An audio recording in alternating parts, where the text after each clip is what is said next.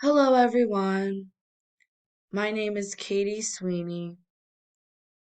Today, I will be talking about my interviewee and her view on religion and spirituality. The interviewee does not actively practice Judaism, but she considers herself to be Jewish. The following are the demographics for my interviewee. The interviewee is 27 years old. The interviewee is female. The interviewee is heterosexual. Her race is Caucasian. Her ethnicity is Jewish. Her nationality is American. She resides in North Jersey, which is outside of New York City. Her socioeconomic status is middle class. She works as a teacher's aide. She is currently engaged to be married.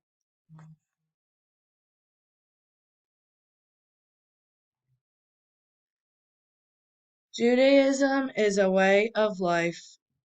It is not just a philosophical system or religious entity. However, in the United States, there are many lifestyles and beliefs within the Jewish community relating to cultural backgrounds, levels of religiousness, and religious affiliation. Corbett Hemeyer, Friedman, Pew Research Center, and Kanda et al.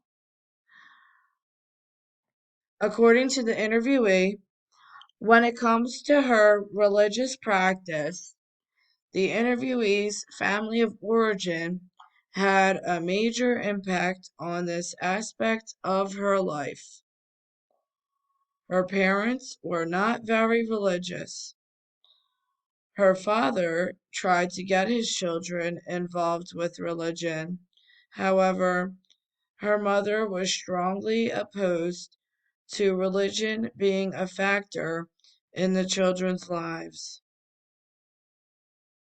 She had no formal religious upbringing, and she attended public school, which was a diverse environment. She did not attend Hebrew school. Her mother did not expose her to any religious teachings, including Judaism.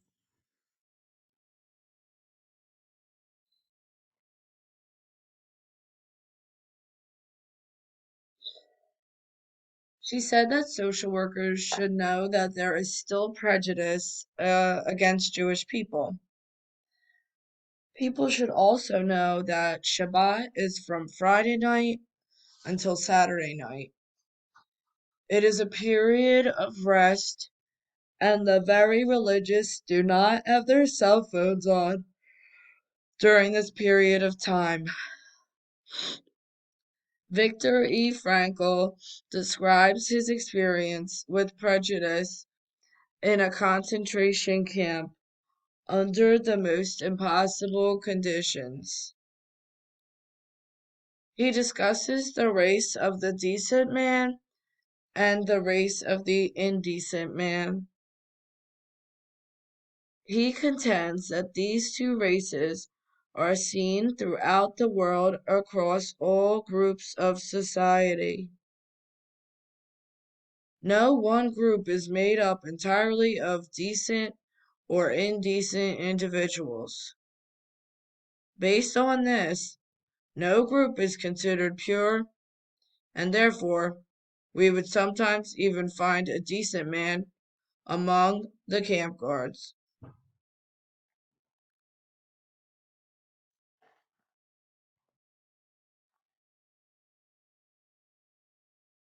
I asked my interviewee, what is the difference between religion and spirituality in the Jewish faith?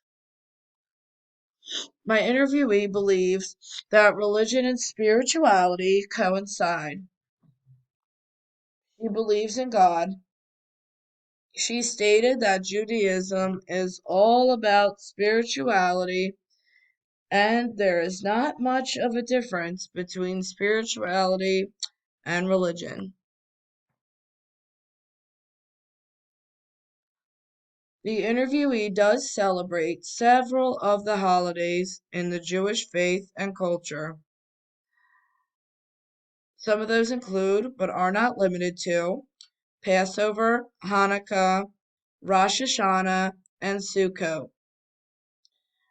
She stated that Passover is the story of Moses leading the Jews out of enslavement in Egypt. She talked about her favorite holiday being Hanukkah, as it is a happy holiday that lasts 8 nights around Christmas time of the year. Rosh Hashanah, according to her, is the sweet New Year where you dip apples in honey, celebrating the beginning of the Jewish calendar, which is in September. Sukkot is a holiday where Jewish people build tents to remember the 40-year period that the Jews wandered in the desert from Egypt. They lived in tents.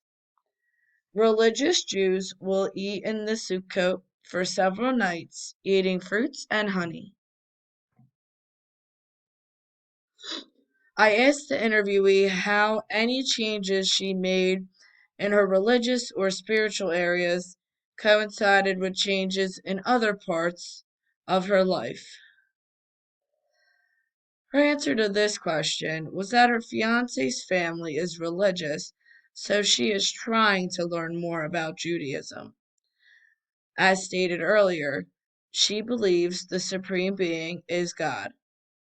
When asked about what her next step is in her religious or spiritual journey, she said there really is no next step.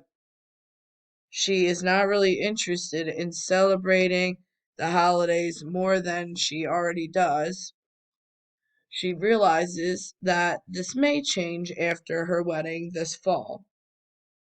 She has not questioned her faith. When asked what others in her family or community would think if she questioned their faith or her own, she stated that some would be insulted and some would simply not care. I then asked her about sources of authority for religion or spirituality. For example, how important was the Torah to her? How much does she rely on the teachings of religious or spiritual leaders? She responded that it's really not that important to her. She celebrates the Jewish holidays she feels are important. She doesn't read day to day about the Jewish faith. She's really not that much into religion, but says that it's great that some people are. She feels like there's so much more to life than religion. She doesn't necessarily rely on the teachings to live her life day to day. At this point, she feels she is able to trust herself in making decisions about religious or spiritual matters. She realizes, as a result of these questions, that she needs to do a lot more research on Judaism. Social workers will be working with very diverse populations. Practitioners need to be culturally competent with regards to Judaism and help Jewish people deal with the increasing aggressions, hostility, and prejudice towards Jews. Social workers need to be better equipped to address anti Semitism. Anti Semitic acts can also occur as microaggressions. These aggressions target people simply because they are a member of a marginalized group. Simple snubs and insults are examples of these types of aggressions. Daniel et al., 2021. At the micro level, a practitioner will provide individuals from this group with therapy to help support them and deal with these aggressions. At the meso level, a practitioner could refer a client to community services to deal with the targeted problem. At the macro level, a practitioner could advocate for social action to help build awareness of the problem of anti Semitism. The interviewee is due to get married in November of this year. Her economic status will improve once she gets married. Her fiance, however, was raised in a very religious home. He attended private Jewish schools through college. The interviewee stated that she is learning more about Judaism based on the upcoming wedding. She does not necessarily agree with everything she hears and sees, and actually finds some of it silly. I think that this could be a situation that may have to be addressed prior to the wedding, although she did not bring it up as a problem right now. As a social worker, I would provide therapy to this interviewee to support her through this next phase of her spiritual journey. As an intervention, I would apply the solution focused therapy model. Therapists who follow solution focused therapy make assumptions that people are resourceful. The problems the clients have are not seen as failure, but rather a normal life experience. Nichols and Davis, 2017. The interviewee is open to learning more about Judaism and her spirituality.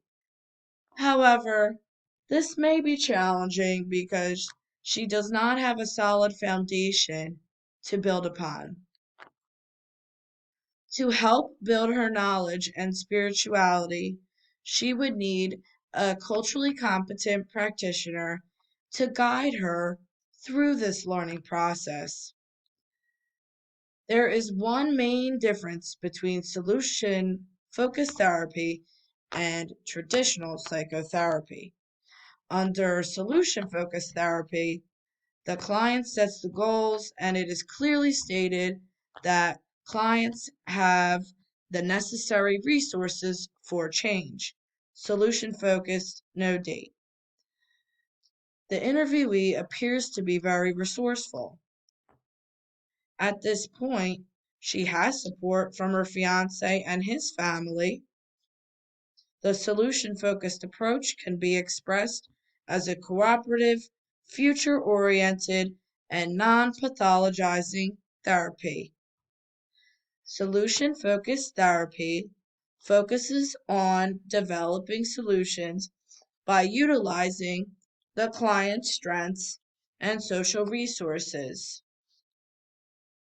Sawarsa, 2015. Then here are my reference pages. Took up 2 pages there. Thank you for watching my presentation. I hope you all enjoyed and learned a little something today. Take care.